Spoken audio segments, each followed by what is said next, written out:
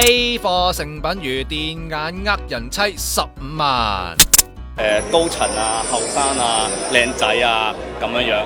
咁我話如果呢3樣嘢加埋一齊代表花 fit 嘅，咁我承認啦。A 貨成品如呢，就係靠自稱靚仔嘅靚仔樣引人上釣噶啦。那種氣質，還有那種自信，真的就是其實真的會吸引那個手，對，會吸引人。話說台中呢位人妻，舊年11月見一個用成品如大頭相，自稱35歲叫林淡嘅男人喺 Facebook 主動 at 佢噃。雖然人妻結咗婚10幾年，有2個仔，但係俾對方嘅外形幽默風趣吸引。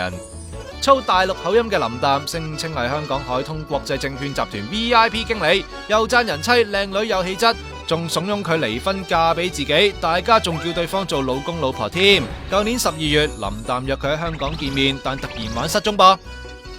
然後回來以後就是跟你講投資的事情，然後聽到了內部消息，說有內線交易，獲利非常高。話投資1萬美金落香港股市，當日最高可以賺10萬蚊美金。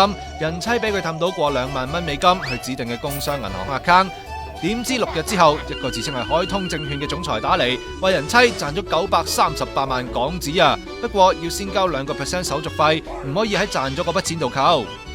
人妻起疑心，問林淡拎身份證同員工證嚟睇，再問一問海通，點知海通覆佢冇呢個職員噃。香港證監會都話冇發過牌俾一個叫林淡嘅人。人妻問一問香港個 friend， 先知覆相原來係成品如啊！依家唔止多年嚟慳慳埋埋嘅私房錢冇咗，老公仲鬧鑊金。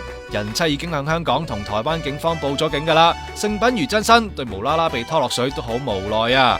會唔會你太靚仔，所以啲人都有我咁講啊！我又好驚呢2個字，即係加喺網絡上識到朋友都係要知道係咪本人啊？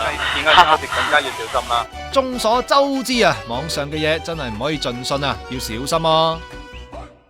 瑞士倍髮家增強你嘅頭髮密度，等你自信過人。火熱價319蚊，男女啱用㗎。